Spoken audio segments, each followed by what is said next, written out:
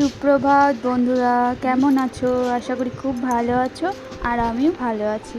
আমি কেয়া আর কেয়া লাইফস্টাইল ব্লগে তোমাদের সকলকে জানাই ওয়েলকাম। রোজকার মতো চলে এসেছি আজকে আবার একটা নতুন ভিডিও নিয়ে। আশা করি আজকের ভিডিওটা তোমাদের খুব ভালো লাগবে। তোমাদের কাছে রিকোয়েস্ট থাকলো পুরো ভিডিওটা দেখার জন্য।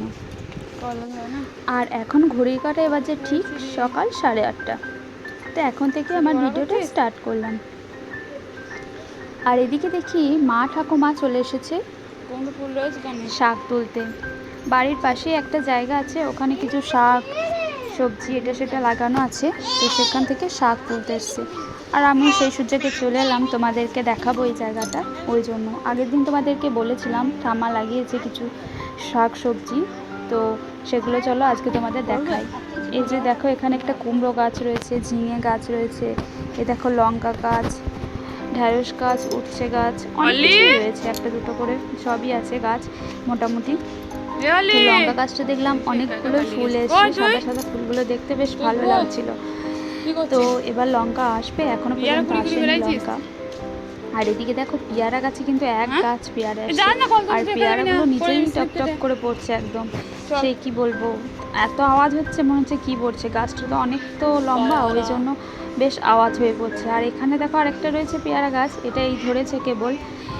তো এই পেয়ারাগুলো খেতে কিন্তু বেশ ভালো, সেরকম অতটা মানে মিষ্টি নেই, কিন্তু খেতে বেশ ভালো, কাঁকুড়ের মতো যেমন খেতে হয় সেই রকম।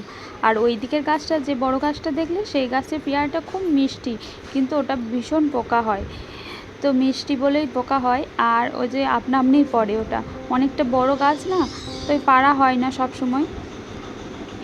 আর ওই গাছের বড় গাছের পেয়ারাটা খেতে আমার বেশ ভালো লাগে না, এই ছোটো গাছের পেয়ারাটা আবার বেশ ভালো লাগে। আবার আমার একটা স্বভাব, বাড়িতে গাছ থাকতে মানে বাড়ির গাছে পেয়ারা থাকতে লোকের গাছে পেয়ারা খেতে আমার বেশি ভালো লাগে।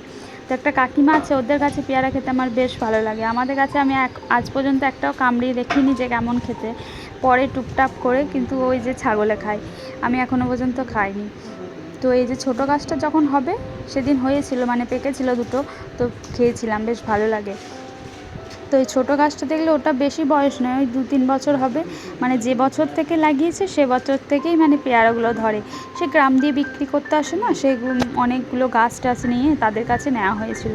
তো 3-4টে গাছ নেওয়া হয়েছিল, তার মধ্যে দুটো গাছ হয়েছে, একটা হলো ওই বিলেতি আমড়া, আর একটা হলো ওই যে না 3টে গাছ হয়েছে, একটা আম, একটা বিলেতি আমড়া, আর ওই যে একটা পেয়ারা, আর একটা নেওয়া হয়েছিল ঝাউ গাছ। তো ঝাউ গাছটা হয়নি, ফলের গাছ 3টেই হয়েছে। যাই হোক, আমটাও ধরে, আবার বিলেতি আমরা তো এবারে প্রচুর এসছে, তোমাদেরকে বললাম সেদিন, তো অনেক এসছে এবারে বিলেতি আমরা। আর পেয়ারাটা প্রত্যেক বছরই আসে, অনেকগুলো করেই আসে। আর আমটা সেরকম আসে না, ওই 2-1টা করে খাওয়া হয়, ওই আর কি, কিন্তু আসে। তো ওই যে আসে, এলেও এবারে তো তোমাদেরকে দেখালাম এসেছে আম, কিন্তু কী বলতো, ওই যে আমের গোড়ায় গোড়ায় নিয়ে পিঁমড়ে লেগে যায়, তো সেরকম ভালো হয়নি। কিন্তু আমগুলো বেশ মিষ্টি খেতে, কাঁচাতে টক, কিন্তু পাকলে বেশ ভালোই মিষ্টি হয়। আর এদিকে মাম্মামকে খাবারটা খাইয়ে দিয়েছি। তারপর দেখো টেবিলটা একটু মুছে নিলাম। টেবিলটা প্রত্যেকটা দিনই মুছতে হয়, কারণ নোংরা হয়ে যায়। তো আবার এদিকে অলির খাবারগুলো রাখা হয়, তো সেগুলো তো মাছি টাছি বসবে, ওই জন্য প্রত্যেক দিন 2-3বার করে যখনই মানে টাইম পাই তখনই মুছে ক্লিন করে নিই। আর তারপর দেখছি মানে পিড়েটা একটু নোংরা নোংরা হয়েছে, তাই ভাবলাম একবার মুছে দিই।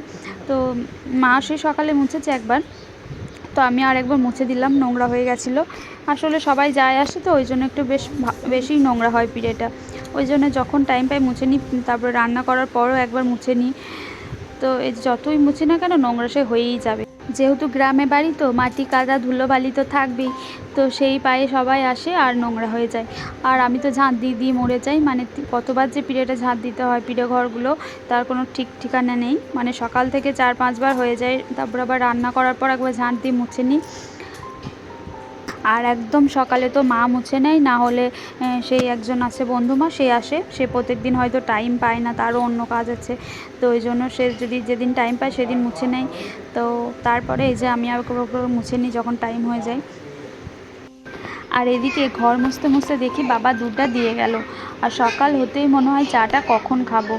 তো বাবা যতক্ষণ না দুধটা দিয়ে যাবে ততক্ষণ তো খেতে পাবো না দুধ মানে চাটা। তো কারণ আমি বাসি দুধের চাটা খাই না, গ্যাস অম্বল হবে, ওই জন্য যে বাবা দুধটা দিয়ে যায়, মাম্মাম খায় আর মাম্মামের জন্য রেখে দিই, আর একদিকে আমরা চা করে নিই। তাই ওয়েট করে থাকি যে বাবা কখন আসবে আর দুধটা দিয়ে যাবে। তো দুধটা দিয়ে গেল, তারপরে এই যে চাটা বানিয়ে নিলাম, ঠাম্মাকে খানিক দিলাম, আমি খেলাম, আর ভাইয়ের জন্য রেখে দিলাম, মাকে একটু দিয়েছি। তো সবাই মিলে খেয়ে নিলাম। তো চলো,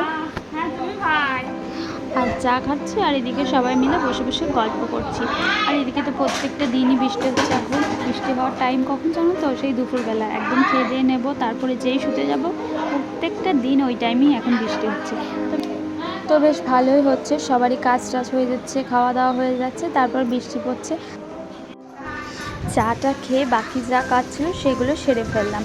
তারপরে দেখো এই যে সবজিগুলো কাটা হয়েছে, সেগুলো একটু ধুয়ে নিই।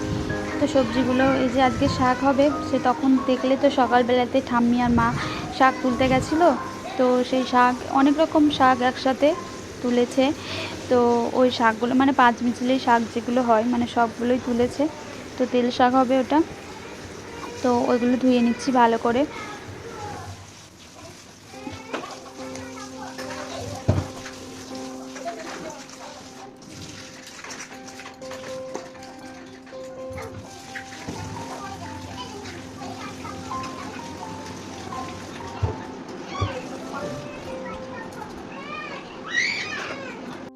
সবজিগুলো ধুয়ে নেওয়ার পর আমরা মুড়ি খেয়ে নিয়েছিলাম সবাই মিলে।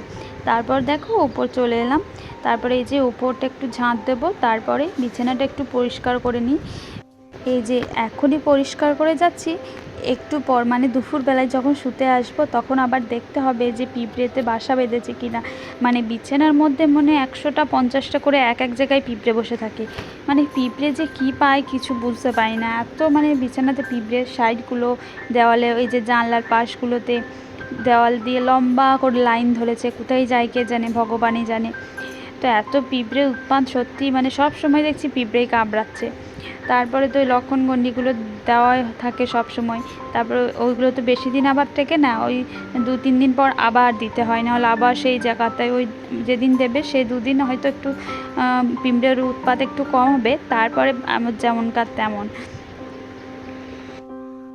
আর একটা কথা বন্ধুরা, এই যে বিছানা যদি অগোছালো থাকে না, আমার মাথা একদম খারাপ হয়ে থাকে। মানে বিছানা সবসময় চাদর যেন টান টান হয়ে থাকে, মানে একটু অগোছালো হলে আমার মাথাটাও একদম মানে মাইন্ডটাও একদম অগোছালো হয়ে যাবে। মানে কি বলবো, আর মানে ভীষণ রাগ লাগে। যখন বর থাকে তখন বেশি হয় এটা। আমার মেয়েও এত নোংরা করে না, আমার বর যতটা করে। মানে সব সময় বিছানা মানে চাদর হয় দেখবো একদিকে, ওইদিকে বালিশ ওইদিকে, পুতুলটা ওইদিকে, মানে মাথা খারাপ করে দেবে একদম। আমি সব সময় চিৎকার করি যে বিছানাটা ঠিক করে রাখবে একটু। তো বিছানা যেমন, ঘরদোর যেমন উলোঢালো হয়ে থাকলে আমার একদম ভালো লাগে না। যতক্ষণ না পরিষ্কার করি, ক্লিন করি, ততক্ষণ আমার মন ফ্রেশ হয় না। তো এই দেখো নিচেতে দেখলে তো একটা গাছ আছে এরকম লাগিয়েছি, তো মানি প্ল্যান্ট গাছ। তো ওপরেও একটা টেবিলে, টি টেবিলে এটা দিয়েছি। টি টেবিল নয়, মানে টি টেবিলই, কিন্তু টি টেবিল মানে টি খাওয়া হয় না। তো এটা জাস্ট সাজানো আছে। তো ওখানেও একটা লাগিয়েছি, বেশ ভালো লাগছে। আর নিচে তো ওই একটা সেই বললাম সেদিন অ্যাকোরিয়াম ছিল বরের, তো অনেক শখ করে কিনেছিল। তো মাছগুলো ছিল অনেক দিন, তারপর বর যখন আবার ডিউটি চলে গেছিলো তখন মরে গেছে শুনেছি। তো তখন আমার বিয়ে হয়নি। তো সেই পাথরগুলো ছিল, দেখছিলাম অনেক। তো সেই পাথরগুলোই আমি তখন থেকে আমি পাথরগুলো যখন থেকে পেয়েছি যত্ন করে পাথরগুলো রেখে দিয়েছিলাম। তো তারপরে এই যে সেদিন গাছগুলো লাগালাম, তার উপরে যে ওগুলো দিলাম। তো বেশ ভালো লাগছিলো, কাঁচের, যেহেতু কাঁচের গ্লাস তো ওই জন্য। আর এদিকে দেখো বন্ধুরা, একটা গাছ লাগানো আছে কবে থেকে, কিন্তু কী বলতো কিছুই আমি বার দেখছি না। উপরে দেখছি মরে যাচ্ছে, পাতাগুলো শুকিয়ে যাচ্ছে। তোমরা কি কেউ জানো এটাকে কীভাবে যত্ন করব? আমার কিন্তু জানা নেই, তাই হয়তো মরে যাচ্ছে। মাঝে মাঝে জল দিই, তো কী দিতে হবে একটু জানাবে তো যদি কেউ জেনে থাকো। তারপরে দেখো একদম রান্নার দিকে চলে এসেছি। হ্যাঁ, মাঝে একবার মামামকে খাইয়ে দিয়েছি, তো ও এখন খেলা করছে। তো তারপরে এই যে রান্নার দিকে চলে এসেছি আমি। আর মাঝে একবার বেশ বৃষ্টি হয়ে গেল, তারপরে আবার যে দুপুরে হবে আমি জানি, দুপুরে হবেই। আর এই যে এদিকে সর্ষে দিয়ে মাছ ঝাল দেওয়া হচ্ছে, ওদিকে টকটা হচ্ছে কুমড়ো, আমড়া আর মুসুরি কলাই বড়া দিয়ে টক। তো আমাদের বাড়িতে আর যাই হোক টকটা হবেই প্রত্যেকটা দিনই। আর এইদিকে দেখো শাক রয়েছে, কচু সেদ্ধ, আলু সেদ্ধ, আর মাম্মামের জন্য যে একটা মাছ রেখে দিয়েছি, ঝাল ভাতে দিলেও তো খেতে পারবে না, ঝাল লাগবে ওই জন্য। আর ওই যে মাম্মাম দেখো খেয়ে দিয়ে চলে গেল মামার বাড়ি। ও রোজ এই নাটক হয়েছে, খেয়ে দিয়ে নেবে, দিয়ে ব্যাস মামার বাড়ি চলে যাবে। দাদা নিতে এসেছিলো, চলে গেল। আর এইদিকে দেখো তোমাদেরকে বললাম যে ভাত টাত খাওয়া হবে আর বৃষ্টি পড়বে, ঠিক তাই এই যে বৃষ্টি শুরু হয়ে গেছে। তো এদিকে ভাই সন্ধ্যাবেলায় নিয়ে এসেছিলো চাউমিন, আর এদিকে চিকেন কাটলেট। তো কাটলেটটা খেতে অসাধারণ ছিল, দারুণ ছিল খেতে, বেশ ভালোই লাগলো কাটলেটটা। আর চাউমিনটাও ভালো ছিল, খারাপ ছিল না, কিন্তু কাটলেটটা দারুণ বানায়, যেখান থেকে নিয়ে আসি দারুণ হয়। তো এদিকে খাওয়া দাওয়া হয়ে গেল, চায়ের বাসন ধুয়ে নিচ্ছি। আর এদিকে দেখো কুকারে এদিকে চাল টাল সব দেওয়া আছে, মানে ভাত হবে তো ওই জন্য কুকারেই দিয়ে দেবো, চাল, আলু আর ডিম দেবো। আর এই যে পোস্ত করা আছে, মা পোস্তটা করেছে, আর এগুলো আমি করে নেব, তারপর মাম্মামকে পড়তে বসাবো। তোমরা যারা আমার ভিডিওটা এতক্ষণ তোমাদের মূল্যবান সময় নষ্ট করে ধৈর্য ধরে দেখলে, তাদেরকে জানাই অনেক অনেক ধন্যবাদ। এইভাবেই আমার পাশে থেকো, সাথে থেকো। তোমরা যারা আজকে আমার ভিডিও প্রথম দেখছো, তাদেরকে জানাই ওয়েলকাম। যদি আমার ভিডিও ভালো লাগে, আমাকে ভালো লাগে, তাহলে আমার ফ্যামিলির সদস্য হয়ে যেতে পারো। আর তোমরা যারা আগে থেকেই আমার ফ্যামিলিতে আছো, তাদেরকে এত কিছু বলার নেই, তাদেরকে জানাই অনেক অনেক ধন্যবাদ। তোমরা এইভাবেই আমার পাশে থেকো, সাথে থেকো। চেষ্টা করব আরও ভালো ভালো ভিডিও দেওয়ার জন্য। তো বন্ধুরা, আজকের ভিডিওটা এখানেই এন্ড করি। দেখা হবে নেক্সট কোনো ভিডিওতে। ততক্ষণ তোমরা ভালো থাকবে, সুস্থ থাকবে। টাটা।